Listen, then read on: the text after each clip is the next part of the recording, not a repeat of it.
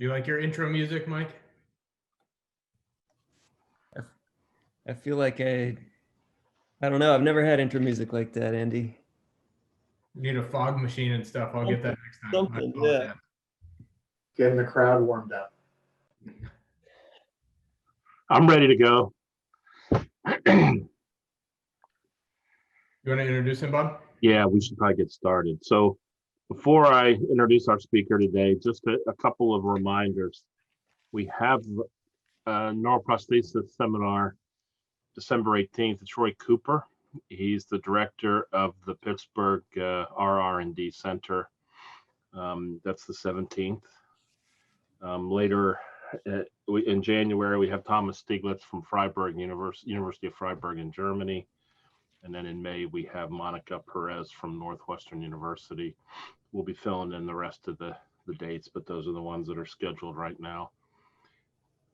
We also have some First Tuesdays and things scheduled, and I saw them rolling by, but before I could write them down, they disappeared. So if you can maybe put those back up quickly, whoever's driving the bus here. Erica, maybe. No, I'm actually out of power, so it's a combination of another account Alex is running and Andy running the show, but I am here. Okay, well, we lost our power for a little while too today, but it's back. Yeah. Can you see it now, Bob? Yeah, Svetlana Pundig is on January 5th. I guess that's the only one that we have scheduled going forward. There's lots of opportunities there for people. So that's really the update. It's a perfect day to sit back and watch a First Tuesday discussion. Is your family saying they want to go back to California, Mike? Not yet. I did get an emergency call though when my wife was trying to get my daughter to work and thought she was going to get stuck in the snow. Yeah, it's a pretty impressive snow for December the 1st, I have to say. And I guess this is where working virtually has some advantages. So, okay, with no further ado, let me introduce our speaker today. Is Mike Moffit. Mike graduated with his PhD from Case Western, from our BME department, and he spent up until recently his entire career in industry. I think Advanced Bionics was where you were first hired, right, Mike? Purchased by Boston Scientific, and he was there, is still there in part-time for a number of years. Mike is really an expert in pain and in movement disorders, and has, like I said, he's worked in industry. He joined the BME faculty, the School of Medicine side of things last spring. Perfect timing, for you to start, but he's getting up off the ground quite well. And I think I'll turn it over to you, Mike. This is all about you. Okay, thanks, Bob. And I can share my screen, Erica, is that right? Yeah, you should be able to, Mike. Okay. All right. So I'm just working off a laptop screen, so I can't see everybody's faces if you grimace at me but somebody can tell me if they're seeing my screen, that'd be great. Looks good. Okay. I appreciate the introduction, Bob, and my name is Mike Moffit. I'm, like Bob said, I'm splitting time. I'm in a joint appointment situation now. I spend 50% of my time with Boston Scientific, and I've returned here to Case for the other 50%, and in a unique arrangement that I'm really excited about. And I couldn't help but grab this line from the Hobbit book, right? There and back again. So that's what I titled my talk. And just in terms of an overview and what I'd like to do with the time today is I'd like to talk a little bit about where I've been and some of the experiences and observations from industry that I've gathered.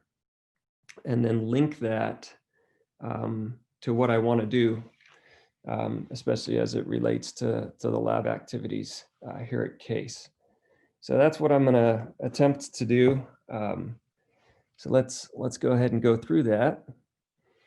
So one of the questions that I asked myself, I'm sorry to hit you with a slide of text right at the beginning. It's terrible, but one of the questions that I asked myself when I was assigned this talk was, what have you seen and learned in your time with industry that surprised you or been particularly interesting? And as I kind of worked through that list, as you can imagine, a million things came to mind. I've been with Boston Scientific for nearly 16 years. So some of them were, the near-term pressures that are felt in business and how that impacts strategic thinking. The importance of effective communication and how critical that is internally and externally, and how I think that's important for everybody in the company to be able to communicate. Otherwise, your value is limited unless you can get it out effectively. Thirdly, industry budgets are tighter than you might expect. Sometimes in some circles, I think industry is seen as deep pockets, and it didn't always feel like that when I was there. So I noted that. Predicting what customers want is often not as simple as asking them, even though I think it's a good idea to ask them. And I'll spend a little bit more time on that one in a minute. The existing way of doing things, whatever that is, has tremendous inertia, but it can be overcome with persistence and diligence. Another thing I obtained in industry is a timeline sense. So I have a decent sense for what it takes to, as an example, get a new indication approved. Depending on various factors, it might be about a decade. And reimbursement is a must. I think lots of times we consider FDA approval as the end-all be-all, and it's necessary, but not sufficient for a business to run. There has to be reimbursement for those devices. Market entry varies widely across geographies, and I could give you specific examples if we had time to do that. New business development. So what do strategic companies look for in a deal? So I was able to spend time, at the table looking at some of those diligence activities and understanding what the companies look for, what our company looked for anyway. And then finally, neuro is a unique space. Boston Scientific has several divisions. Neuro is one of them, and neuro is unique. It's poised for discovery and disruption differently than cardiac rhythm management or men's health or other things like that. So I want to spend a few minutes there. And we don't have time to go through all of these. I think each of these could be, a good long discussion. So what I thought I could do here is maybe focus on a couple of them and maybe give you one example from each. Then if you have questions, we can talk about the examples I've chosen, or we can pivot back to some of these other things, or you can surprise me. So predicting what customers want is often not as simple as asking them, is where I thought I'd start. In 2013, Boston Scientific launched a brand new product we called Precision Spectra. And as part of the getting ready for that activity, there was a lot of market research that was done to try and understand, okay, how are we going to position this? This product supports 32 electrodes. That's unique and different. We've got a new lead. It's the one shown here at the bottom that has 16 electrodes on the array. How do we position that? Each of these electrodes can be driven by an independent current source. We've got new peripherals. How do we position it?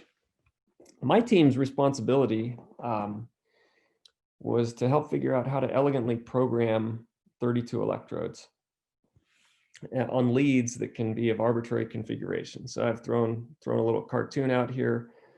If each of these electrodes can be driven by an independent source, how do you program it? some type of an elegant way. And the solution that we came up with is a model-based algorithm for automatically assigning the percentages of currents and the polarities to each of the electrodes in the array. So I'm going to walk through an example.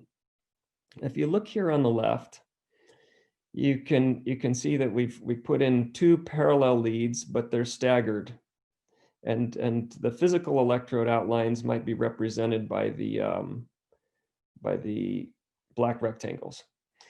And in the gray rectangles, what the model sees is maybe a bipole that you want to create.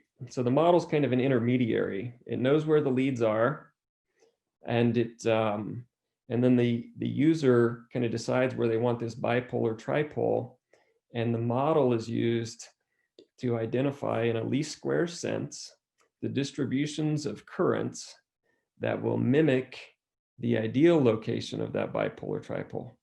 So here's the ideal location on the left. And what I'm going to do is on the left, I'm going to scroll the field or the scalar potential rather as calculated in the model up as we shift this bipole up. And on the right, I'm going to show you the distribution of currents that was calculated to match these 2 scalar potential sets in a least square sense. And it's important to bear in mind that the what's happening in the clinic. Right? So there's a programmer in the clinic, a representative of the company, and they have access to some type of a joystick or a D-pad. So left, right, up, down controls. And what those controls allow them to do is move the location of the ideal poles, left, right, up or down, and then the algorithm automatically determines the distribution of currents for them. So in this example, I'm going to be pressing the up button, so to speak. So as we kind of press the up button, you can see on the left the ideal pole shifts. On the right, where we actually have physical contacts, the distribution of currents shifts. And the false color map shows how the scalar potential changes as that distribution changes, and the effort of the model to make them the same.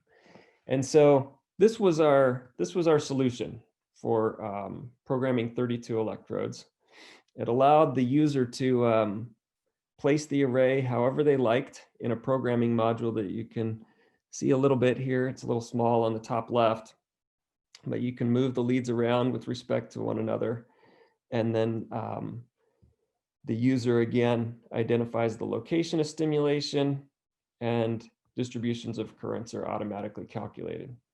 So what ended up being very interesting to me was that it was after the system that was launched that the programming algorithm that we had created became the highlight feature of the system. And so the sales team was able to do this and kind of push the algorithm, and the system launch was very successful. In fact, I think our top line sales moved up like 30% year over year from this launch. And so, we asked the question, why? Why is that? There were lots of focus groups beforehand, and the customers didn't kind of call out that algorithm as something they were super excited about or was neat. But in the end, it ended up being fundamental and critical to the launch. So why is it not as simple as just asking them? So here's some general thoughts. I'm sure there are others.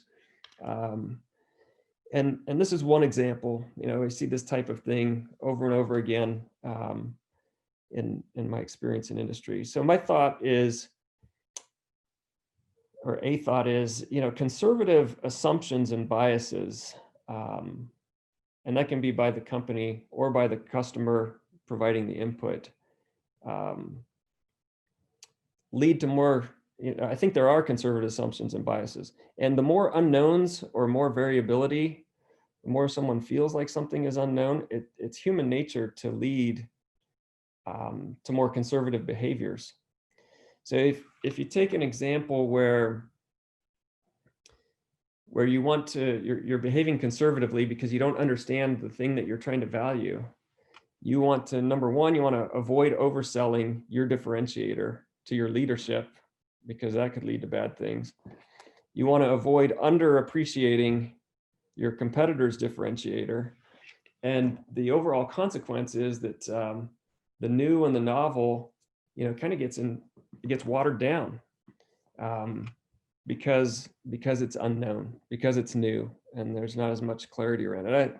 I thought that was a very interesting phenomenon, and it helped me to kind of understand, helps us, I think, to understand what we're up against when we're trying to move forward with innovations. In this specific example, what happened? Well, it turned out that the algorithm made every sales rep a really good programmer. At least that's the sense that I got from the feedback that we received. So you could take a programmer that was brand new, they're hired for their sales capability, they're new to SES, and because we made programming an up, down, left, right on a joystick type experience, and the patient is reporting the paresthesia location all the while, they can be great at it, and it elevated therapy across the board. And physicians had firsthand experience with these features, right? So the rep would program a patient, the patient would have a great experience, and the rep would say, look, with this algorithm, I was able to get paresthesia in this really hard to get spot, whatever it was, the low back or the third toe. And the doc would see that. And those firsthand experiences with patients, with a feature helping a patient, is super impressionable, sometimes more impressionable than level 1 data, especially if you see multiple occurrences of the same thing. So in any case, I thought it was very interesting. It's interesting to know how to digest information that you get from customers about what they want. As a second example, I thought I'd walk through, how I think about neuro being a unique space, poised for discovery and disruption.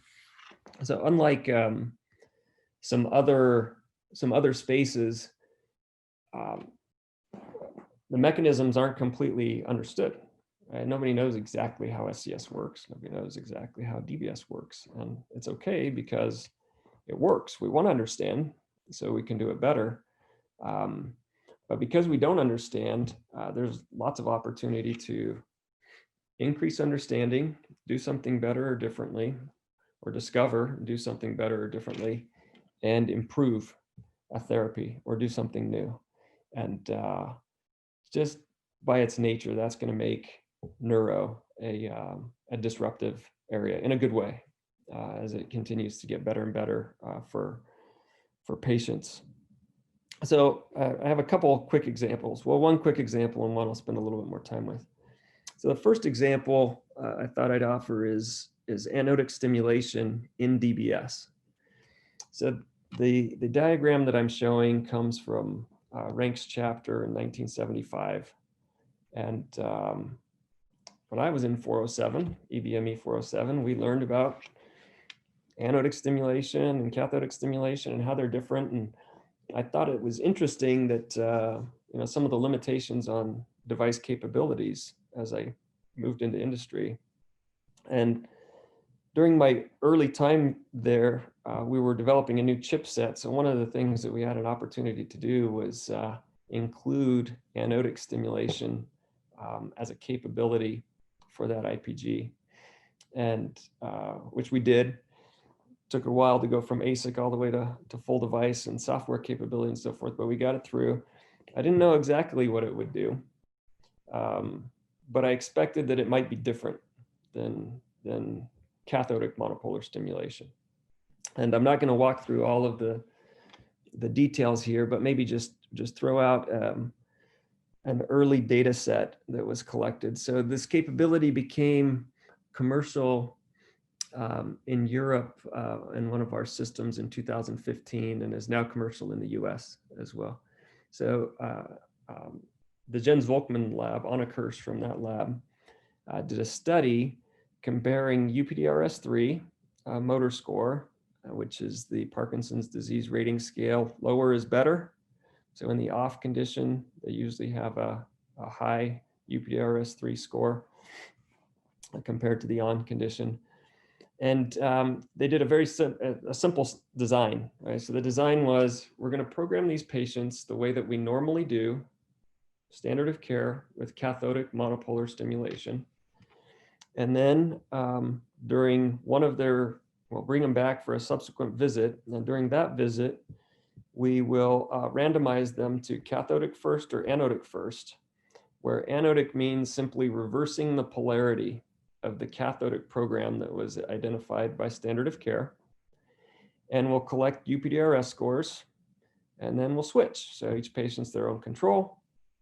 And we'll have a washout period. I think it was 30 minutes in between. And so they did this single visit acute study comparing anodic and cathodic stimulation.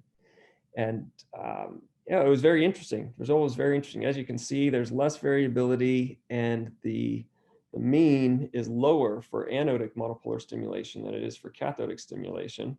There were only 10 patients in the study. I'm not showing some of the other features. Anodic stimulation costs a little bit more energetically. The amplitudes that were effective ran at about 65, 70% higher amplitude than cathodic stim. But still, the difference was big enough for 3 or 4 of those patients, even with a primary cell device, to take home programs with anodic stimulation. And what it showed us, I think, is that there is a physiological difference, as you might expect, based on first principles. And in this case, it happened to be a favorable difference, which is great. It's great. It's another tool that we can consider and use. So these kinds of discoveries, as you can imagine, can make an impact to markets and patients and devices and how they're used with patients. So I'm going to stamp this one number 1, because this is actually an area of interest to me, continues to be an area of interest to me. And in our lab, we're actively working on anodic stimulation, and have some collaborators that we're doing that work with. So I'll put down a few of these stamps as we kind of go through these different accounts. A second example of the neurospace being poised for discovery and disruption comes from spinal cord stimulation and subperception SCS in particular. So in 1965, Melzack and Wall put forth the gate control theory. And by 67, Professor Mortimer, along with Dr. Shealy and Dr. Reswick, made it a reality. They tested it in a patient and published it. And the general paradigm from that early experience was, the programming paradigm was to place paresthesia over the pain topography. And the thought was that if we are putting the paresthesia over the pain topography, then we're exciting the right large fibers, the ones that correspond to a gate that is able to mediate and modulate painful information. So the way to get to the right gate, the right large fibers, was in this manner: place paresthesia over the pain topography. And patients lived with paresthesia during the therapy, right? So when they turned SCS on, they felt the paresthesia. And this paradigm persisted for decades. After the systems changed a little bit. The original one was subdural, right on the parenchyma. Eventually, the paradigm moved to a simpler epidural approach and different things like that. But the programming, the number of electrodes increased and so forth, but the programming stayed the same: place paresthesia over the pain topography. And that's what the space was like when I started working with the Boston Scientific and Advanced Bionics team. Well, in 2006, one of the physicians that we were working with, Tom Yearwood, made an observation, and he's kind of a tinkerer type. And Tom said, look, sometimes I have patients and I'm able to turn the paresthesia, or the amplitude rather, below the paresthesia threshold level. So patients don't feel the paresthesia, so we'll call it subperception SCS, but they still get pain relief.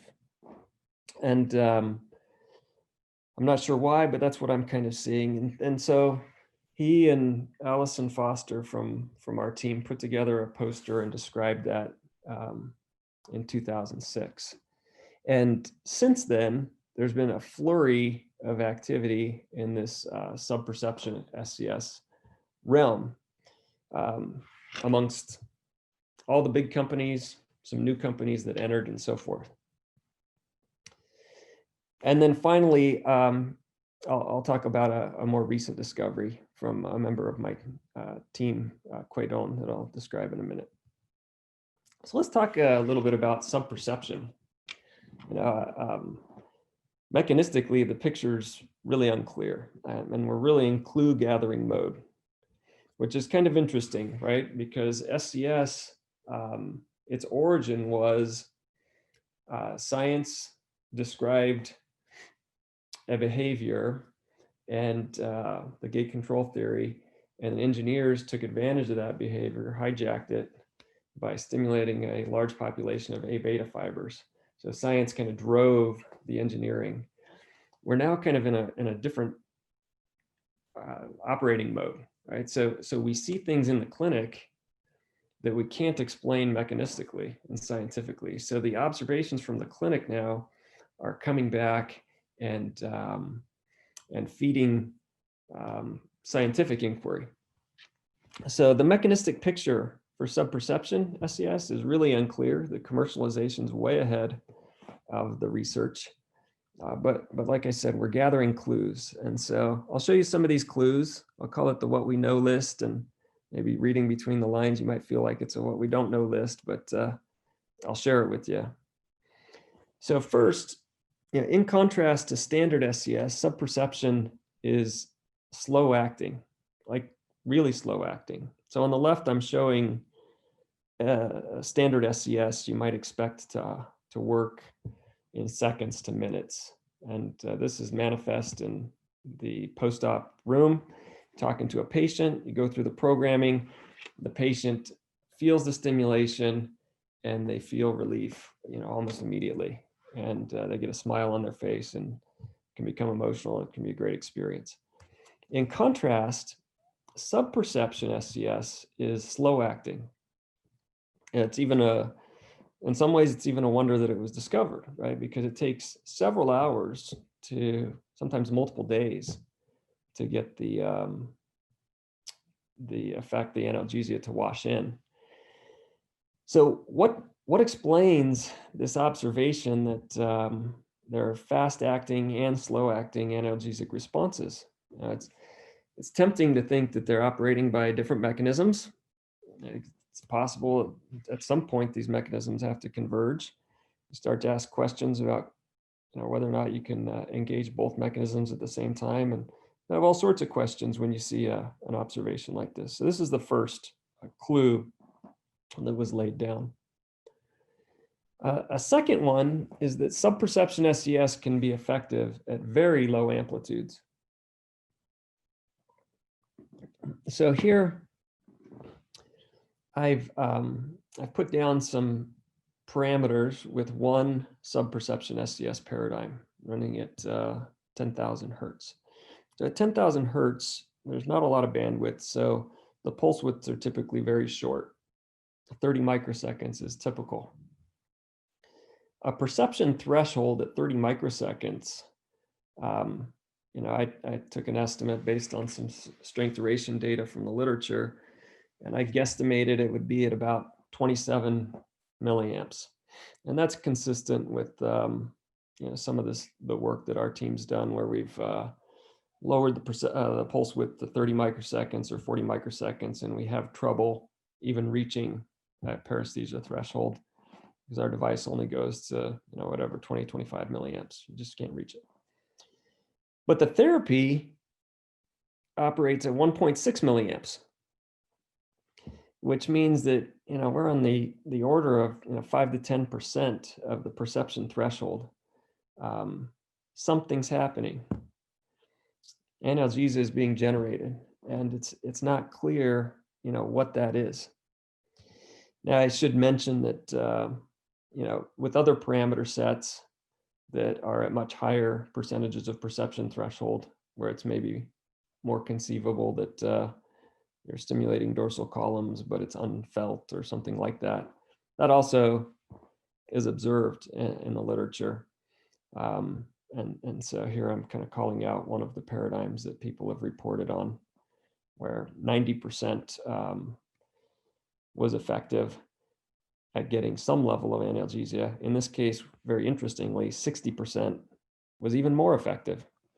So this notion of turning it down even below the perception threshold is intriguing and represents a clue as well, I think. The next clue that I'll describe is that subperception SCS, we've learned, can operate across a range of frequencies. So we initially studied this in this Thompson et al. Paper. This is called the PROCO study. And we did a within patient comparison at 4 frequencies. The patients were blinded, and we allowed the programmer to titrate at each frequency, but the field position was held constant. So field position constant, change the frequency, titrate the parameters to get the best pain relief at that frequency, and then at the end of the period, collect the pain data. And what we saw was that each of the frequencies tested between 1 and 10 kilohertz yielded the same analgesic response. And we've since extended that in a slightly different, it's a different type of study. Go into details if it makes sense later.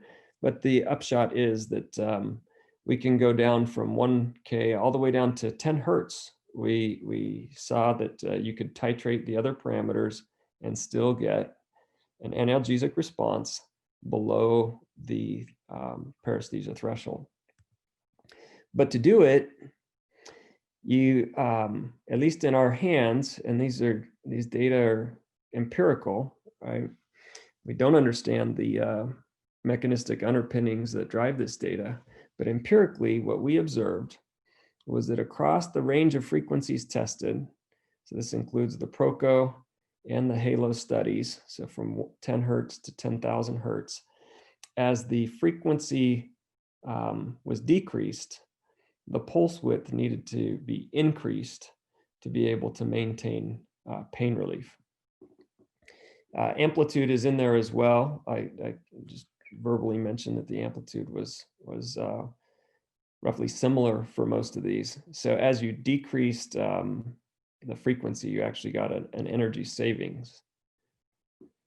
But this is interesting. So subperception SCS appears to operate across a range of frequencies. We're seeing trends that we can't yet explain mechanistically, but they're there and can maybe give us some clues on where to look. So I mentioned previously that subperception is slow acting. And everything that I've described up to this point has been the slow acting variety.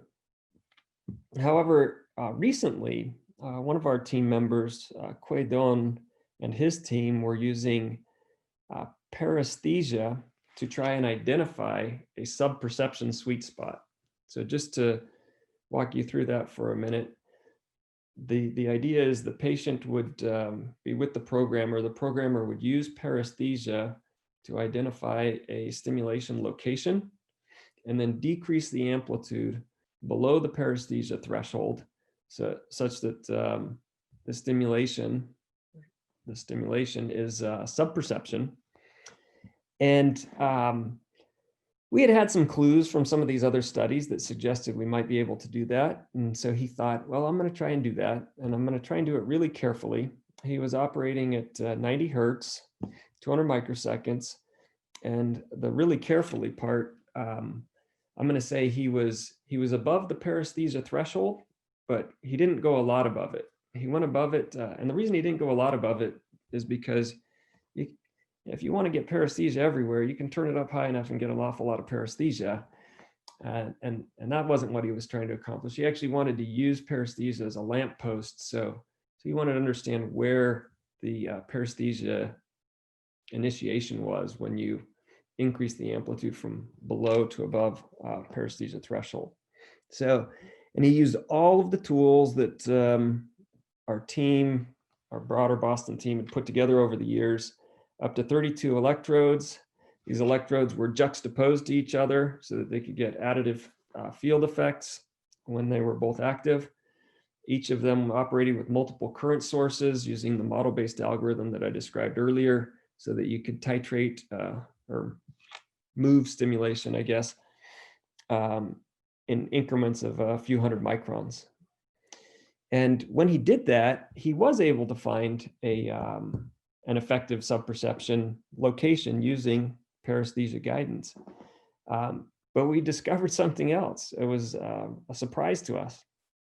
What he discovered is that during the programming session, the patient stopped talking about where the paresthesia was or wasn't and started talking about how they were out of pain. And having done many patients like this now, we've learned that we can systematically do it, and that subperception SES can be fast acting. And at least anecdotally, it appears to be particularly profound when it's placed very, very carefully in this manner. So on the left here, what I'm showing from Quay's presentation at NTS in 2019 is pain scores under a few conditions. Baseline is shown on the far left. These patients would get programmed, and for the purposes of this study, and what the doctors ended up really liking to do is actually ask patients before they get reprogrammed to come in with stimulation off. So they'd add a stimulation off for about 12 hours. The reason that's really nice is because if the patient comes in with stimulation on, they can only tell you where they still have pain. So you start, I'll call it residual pain. And the programmer ends up chasing this residual pain. And sometimes they can inadvertently uncover the main pain if they do that. So the doctor proposed moving to the stimulation off approach, which, so patients would come in with stim off for 12 hours. You can see that their pain washed out largely, not completely. And then they would go through this, what we end up calling FAST, for fast acting subperception therapy, fast programming methodology, and got tremendous pain relief. So it was really a great discovery. So in summary then, this is a second example where we see that the neurospace is poised for this type of disruption. Things that you don't expect to see, but you see them. And they're sometimes very good for patients. And so I've put some of those examples on this timeline. I'm going to stamp this number 2 here because I'm really intrigued by this, this subperception SCS phenomena. The slow acting one in particular at these very, very low amplitudes is just, it feels so different than the first principles that we learn in our neurostimulation curricula that I really want to get my hands around what's happening and what's going on. Something's happening. And I feel like if we were able to do that, if we could increase that understanding, we may have another tool that could be broadly used and not used just in SCS. So at this point, I want to pivot a little bit and ask the group a rhetorical question. The question is, where would the field of neural engineering be today if application had been limited to non-invasive devices? I'll give you a second to think about that while I take some water. And this is a little bit of a crazy question.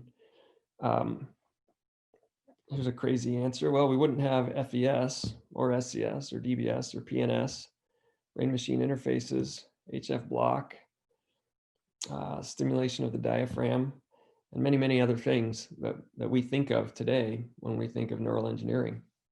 We'd still have some things. We'd have TENS, transcutaneous electrical nerve stimulation, TMS, or transcranial direct current stimulation. But it'd be different. I think our whole field would be viewed differently. But why am I asking this crazy question? So I'm asking the crazy question because, through my work, one of my teammates pointed me to an interesting body of literature. So in 1968, about the same time that Professor Mortimer was working on SCS, Andre Mester was very interested in medical applications of lasers. Dr. Mester lived in Hungary, and he had seen a paper where the recently invented ruby laser had been used to ablate cancerous tissue. And he was anxious that had happened in Boston. He was anxious to reproduce those results and kind of expand his learning and activities. And so he purchased a laser, but unbeknownst to him, his laser was far, far weaker than the one used by McGuffin team in Boston. And so in his rodents, he didn't ablate or damage any cancerous tissue.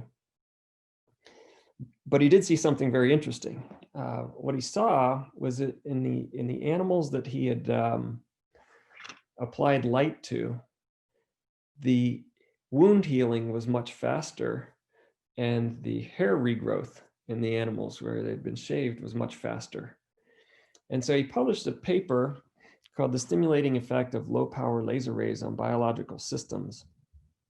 And there's a whole field that's grown up in response to this discovery. It was initially called low-level laser therapy. So if you were to Google LLLT, you would find a whole bunch of literature in this area. It was later changed to low-level light therapy as LEDs became widespread and used, and similar results were sometimes seen. So they broadened the term. And today it's called photobiomodulation, and generally applies to this idea of a photoreceptor receiving light in and it causing some type of a biological or physiological change, hopefully in a useful way. So this is a very interesting body of literature, but it's messy. And one of the reasons it's messy is this field has been limited to non-invasive devices. Almost all of very much of the research is done with non-invasive work. So they see results, and in a statistical sense, the results are significant, but they're modest in magnitude. So just to give you an example, some of the effects are dependent on wavelength and dosing scheme. So the wavelength of the light, the amount of light that's delivered, and there's numerous effects that we might consider exciting from a therapeutic potential perspective, including anti-inflammation, metabolic facilitation, which can help in cases of neurodegeneration, as an example, changes in intracellular ion concentration. Small fiber block is one that's interesting to me that I'll describe in a minute in more detail. So there's all these interesting things that happen, but the non-invasive applications tend to yield modest magnitude effects. So just to give you an example, if you were to look at a review that summarized the literature in the pain space in good studies that were controlled, the review would say something like, you see about a 1.5 point reduction in pain on a 0 to 10 NRS scale. So modest effects. And so it kind of begs the question, what what would this field look like if they had a path similar to neural control and the things that we've done with electric fields, if they were able to go invasive or thought about going invasive or moved in that direction? Well, recently, some people have started to do that. And so I wanted to share one recent example. So this example comes from Vanessa Olanda in 2016, which she published with Juanita Anders. And what they did in this example, they were targeting the dorsal root ganglion in the L2 region for low back pain. And the experiment went something like this. They randomized 27 patients. They had 9 in each of 3 groups. Actually, I don't recall if they were randomized, but each of 3 groups, a laser group, a lidocaine group, and an RF group, where RF is the standard of care. And they, Vanessa Olanda is the neurosurgeon, Dr. Olanda placed the cannula at the L2 foramen. And then depending on the group that the patient was in, she would place through the cannula either a light pipe to emit 830 nanometer laser, lidocaine, which she injected at the foramen, or an RF antenna, and she'd perform an RF ablation. And this is what she saw. And so these results are presented a little bit different than some of the others in the pain literature. So this is change in VAS, or visual analog scale. It's that 0 to 10 scale, which I called NRS, numerical rating scale, previously. It's similar to that. And so this is change. So a decrease, a negative is good. And as you can see, lidocaine is the middle column here. When you inject lidocaine, all of the patients say, yeah, the back pain's gone. If you use RF ablation, which is the standard of care, the back pain is greatly reduced. We're sitting here at about 62.5% in the whisker plot. And the median here for the laser group is actually at 100% reduction, which is interesting. A month later, the patients were brought back, and their VAS scores were taken again. And very interestingly, the effect of the laser persisted, perhaps better than even the standard of care in a statistically significant way. And so you start to ask yourself, well, why is this? How is this different than everything else that has gone on in the PBM literature?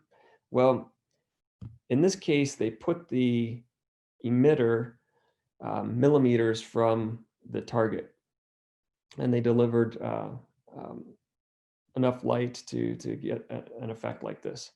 So that seems to be the fundamental difference. So how does it work? Well, again, we don't know all of the mechanisms here, but we do have some clues. So one of the investigators that was interested in some of these early observations of LLLT or PBM was Dr. Tsuchiya in Japan. And to try and understand things better, he created the PrEP, used the PrEP that we see on the left-hand side. So here you see an exposed root and DRG along a sensory nerve, the saphenous nerve. And he applied stimulation on one end of the nerve, applied laser irradiation, and here he was 500 microns or so from the nerve. And he wanted to understand exactly how much light he was delivering to the nerve, or get a better sense than maybe he was aware of in the literature at that time. And so he opened the nerve, put the light source directly near the nerve, and then he recorded at the dorsal root. The stimulation in one paper was electrical, the 1993 paper, which I'm showing on the right-hand side. And in another paper was cutaneous, brush, pinch, hot, cold. So I'm just going to show the results from the electrical. What you can see is that prior to light application, he would stimulate where the down arrow is. Within a few milliseconds, there's a response, and then there's a a longer response, a slower response that followed. When he applied laser irradiation, after 1 minute, he still saw the rapid response. But the late response was markedly decreased. And after 3 minutes, the late response was almost gone. And the cutaneous stimulation results are similar. And what they show, or suggest, I should say, is a disruption of small fiber activity, things with conduction velocities 2 meters per second or slower, and without much effect, a much smaller effect, if any, on the rapidly conducting fibers. So that's very interesting. So it's a very nice clue, I think, a good place for us to look. And I'm going to stamp this number 3. You know, this is an area that our lab is really interested in as we get it up and running. And I want to thank Michael Jenkins. So Michael Jenkins and Dr. Jenkins and I and JQ from his lab, we worked together and submitted a grant earlier this year on this topic. So we're going to be collaborating. As you know, Dr. Jenkins is well-versed in all things optical and has experience at a different wavelength using heat-based mechanisms for neuromodulation. So we're going to investigate together these mechanisms at a lower wavelength that appear to not be heat-based, as best we can tell. A second clue, you know, how does it work? So one thing that was interesting is, you know, Tsuchiya did electrophysiological work, but didn't really take a close look at the anatomy. The PBM groups, they had folks that are accustomed to looking at anatomy, but not so much electrophysiology. And so Dr. Olanda, again with Juanita Anders, did some work with DRG in culture. And what they did is they stained with tubulin, beta tubulin 3, to look at these neurons before and after subjecting them to the light that is approximately the amount that was therapeutic in the patients that they had published on in the 2016 paper. And what they observed, and it was consistent with results by other groups that looked at anatomy, is that the neurites, the axons, had these varicosities. So the geometry was changed, and it seemed to be more pronounced in the smaller fibers than in the larger fibers, which was consistent with some of the ideas of Tsuchiya. And I won't belabor the story, but to just give you a hint for what they were looking at, what they believe based on the marker that they used is that the microtubule architecture is being disrupted, and it seems to happen preferentially in the small fibers. So that's a hint, and one of the places that Dr. Jenkins and I proposed looking in our grant with Dr. Anders, actually, working with Dr. Anders. And of course, you know, by way of a longer term vision, and this is what we articulated in this proposal, is we'd love to envision, you know, something implantable, an implantable PBM system for treatment of pain or other things. You know, we've been working with Steve Lewis, who's had a million bazillion ideas on how a small fiber block could be useful from a therapeutic standpoint.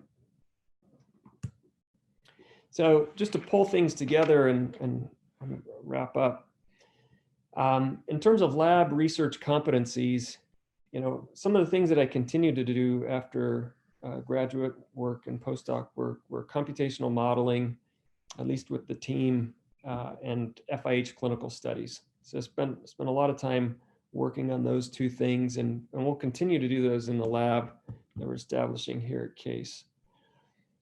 In addition to that, we want to expand the capability to include preclinical work. So we're going to include, we're going to focus on rodents as our starting point, and put the infrastructure and equip the lab to be able to do PBM experiments, including the stimulation and recording, similar to what was observed in the Suchia paper and the like. And I think it's important to be able to do this chronically and in behavioral models. So that's going to be a focus of the lab. And the rationale is that I really want to translate. So one of the things that I came to really appreciate through my experiences at industry was that meeting a patient and seeing how their life was impacted favorably by something that had your fingerprints on it was just really thrilling for me. And so I'd love to be able to continue to do that. We'll start with pain because that's where I'm familiar and have maybe a little bit of credibility as we put proposals together. But the idea is to use these competencies to drive toward many other interesting indications and help people bring therapies to the clinic. And with that, I'd like to thank some folks. I want to thank Dr. Jenkins and Dr. Anders and JQ for their collaboration on the PBM work for pain. This is really the one that we've, that one and Anodic Stim is where we focused the most early on in getting the lab up and running. And Professor Lewis has been tremendously helpful. And we're working with him on a number of ideas that he has. And we'll be using some of the PBM equipment that we've put together in his lab. I want to thank Boston Scientific and my team there. So some of you know Raphael. He's my boss at Boston Scientific, and Gia supports us from the human resources side. The rest of these folks are the Neuromodulation Research and Advanced Concepts team, which constitutes NRAC, and a lot of the work that you saw in the presentation came from Quedonis Huertas and members of the NRAC team. And finally, I want to thank Crew BME. As I was putting this together, one of the things that I realized is that over the last 22 years, I've only reported to people affiliated with CASE in some strong way. I did my graduate work with Warren and my postdoc with Cameron, worked with some great people on my committee, and then reported to Dave Peterson for a number of years, who's from CASE, reports to Raphael, and now to Bob through my CASE appointment. So thank you. I'm really grateful to have been able to be part of CASE early on and to be part of CASE again, and CASE BME in particular. And so thank you very much. I appreciate it. And I'll be happy to take any questions. Okay. Well, thank thanks. you, Mike. Thanks a lot, Mike. This is Dominic. I do have a question. Hi, Dominic. I get a good picture of what you're trying to do. This varicosity thing is interesting. I mean, they're found in axons, and normally they're also called boutons, and they're supposed to be at the site of synapses, but you sound like you are saying there's disruption of tubulin in there as well. So varicosities are, I thought, a good thing because you may be inducing synaptic transmissions in that area, but at the same time you're saying tubulins, so I'm kind of confused. Disruption of tubulins. So what is it, good, bad, or what? What is it? Yeah, so that's part of what we're going to try and figure out through this grant activity. But the early indications from the literature are that the disruption in microtubule structure, which and those guys they have polar is not the right word, but they have A and B ends and they match, and the microtubules are designed to be able to be reorganized, as I understand it. And it's not what I was trained in, but as I've learned through the literature here in this space, is that these tubules are designed to be reoriented so that neurites and soma and so forth can change shape and grow and things like that. It suggested to me that maybe that they're disruptible, maybe a little bit more disruptible because they're designed to be able to be changed like Legos. Maybe a little too simplistic, obviously, but and in the literature, and this is multiple labs have seen these varicosities, usually through these in vitro experiments. Dr. Jenkins and I are going to look at in vivo to see if the light induces them in vivo as well. But the suggestion by these labs that have done the beta tubulin staining is that the disruption of the varicosities seems to be consistent with the inability of those neurites to carry an action potential for some time. And so that's one possible mechanism that's been maybe inferred or suggested that we'll be taking a look at.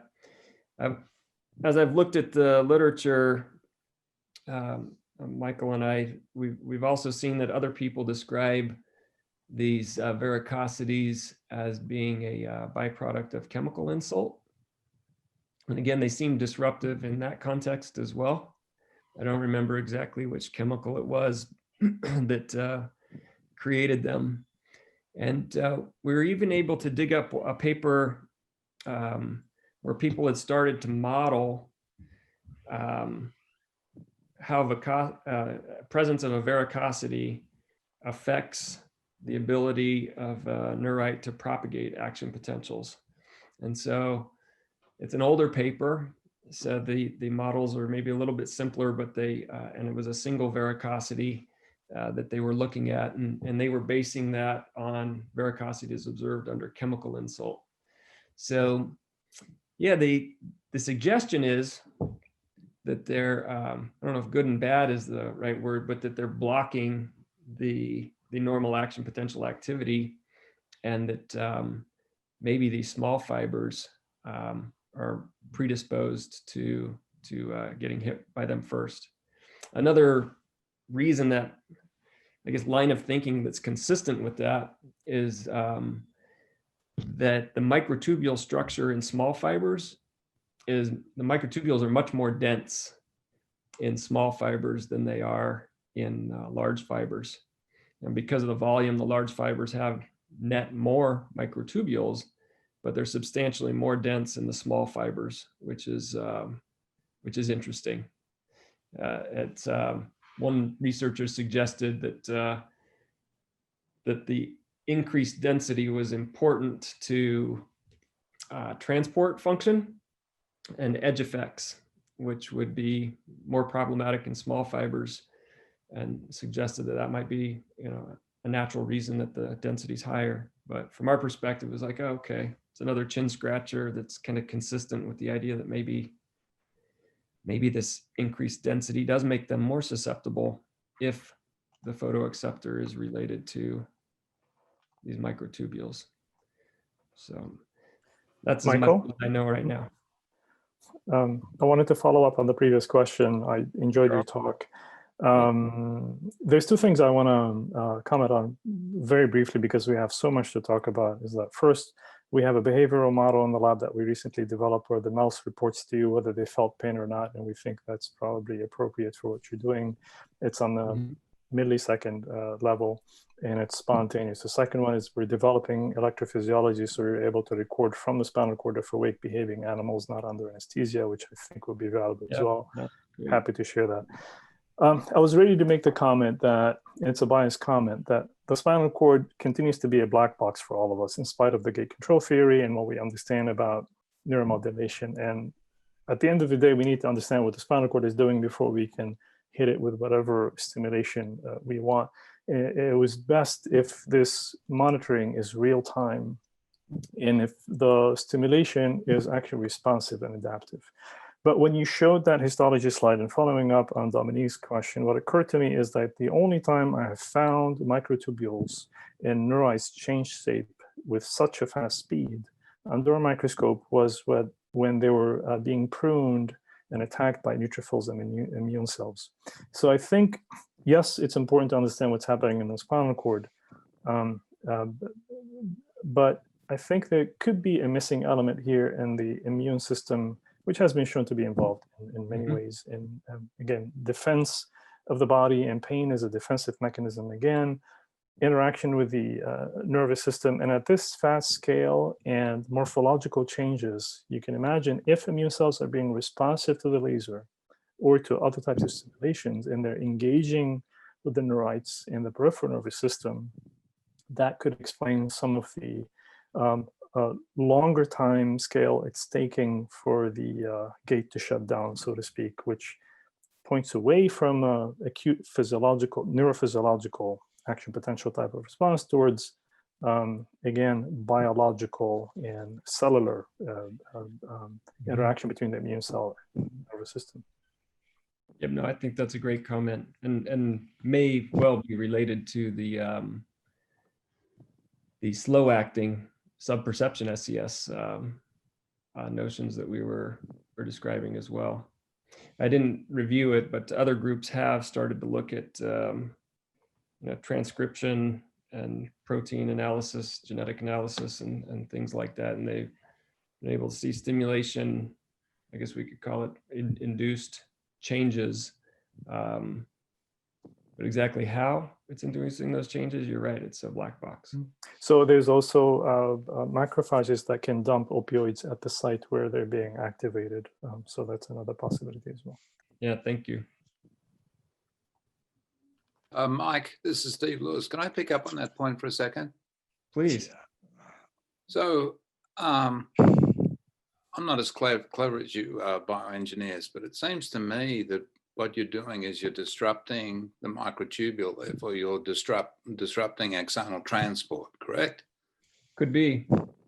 So, it's very simple. For small diameter fibers and larger diameter fibers, they both transport unique, different proteins. So if you look at what colchicine does, you can sort of dab colchicine on a nerve, and then if you wait a few hours, or if you're lucky, like 12 hours, you'll see a buildup of proteins on either, receptors or whatever it is you're looking for on either side of the colchicine dab.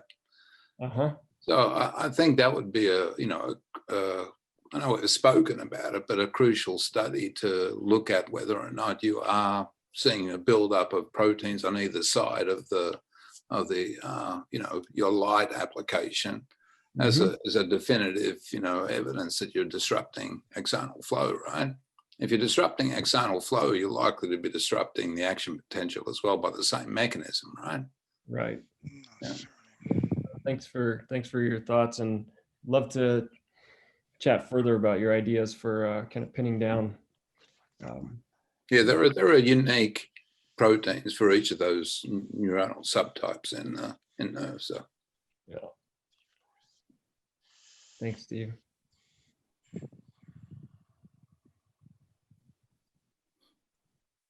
Any other questions for Mike? I will say, when I saw my name listed on a publication that I didn't know anything about, I was a little bit concerned, Mike, but different curse. Different curse. Yeah. Okay. Just pointing that out. So can you talk about, you must have thought a lot about the subthreshold perception for, so you have any idea what the mechanisms are? Well, we have ideas. The slow acting one seems to be harder to get our arms around, Dominique. The fast acting one, we're actually doing some collaboration work with another lab that we initiated some time ago, and fast acting subperception kind of surprised us, and it seems to be we have a plausible mechanism that's dorsal column mediated.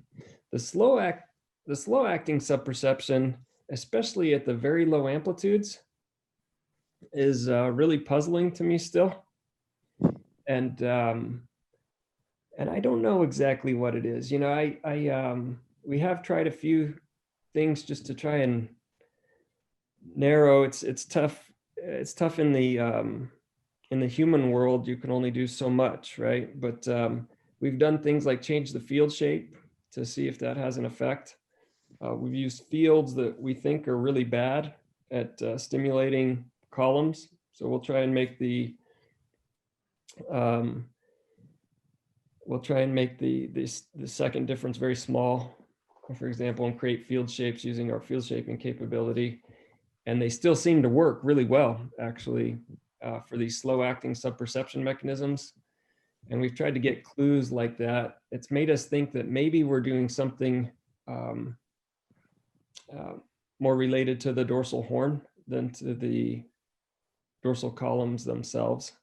But I'm still, I think we're all still a long way from. Yeah, I have a paper I published a long time ago on this, of a low frequency where the transverse field was just as effective as the longitudinal field to produce pain reduction at the 100 hertz. At 100 hertz, yeah. Right. That was like 10 years ago, maybe. Are you the first author? No, but I can send you a copy if you're interested. Yeah, that would be interesting. And at that time, I thought that this was related, it may still be, to potassium accumulation. Because as potassium accumulates in extracellular space, it depolarizes and inactivates membrane because it's too much. It's a basically depolarization block. And we've seen similar effects in the CNS. In the CNS, in brain slices, if you stimulate at this top of frequency, 100 hertz or so, you get, and this actually somewhat sinusoidal, not just square pulses. Yep. You can get very similar effect, and we've got a lot of papers in CNS where active stimulation at this frequency produces a local block of the axon. And we know that because if you look at later on proximal and distal to the block, they're still working. So it's a local block. And so what could happen there? I mean, these are it's not clear what could happen. And we did inject potassium and produce similar effects. That doesn't prove anything, but it's sort of suggestive. Can I ask what the time response time was for the time? I don't remember, but it was not immediate. No, it was actually in the CNS. It took several minutes, maybe 5 minutes, something like that. Could you adjust the time course with the intensity? I don't think we tried that. We didn't follow that up too much. Interesting. Yeah, no, that sounds like a very interesting direction to explore. Thank you. Sure.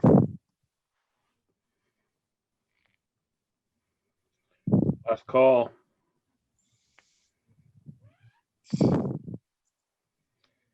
Well, Mike, thanks a lot. That was really interesting. I have a bunch of questions for you, but I'll talk to you sometime offline. All right. Yeah, sounds good, Bob. Thank you. Yeah, everybody, don't forget, 17th, we have a neuroprosthesis seminar. And let's somehow indicate our thanks to Mike. Thank you again. Thanks, Mike. All right. Thank you. Good night, everyone. Have a good, safe evening. Stay safe. All right. See ya.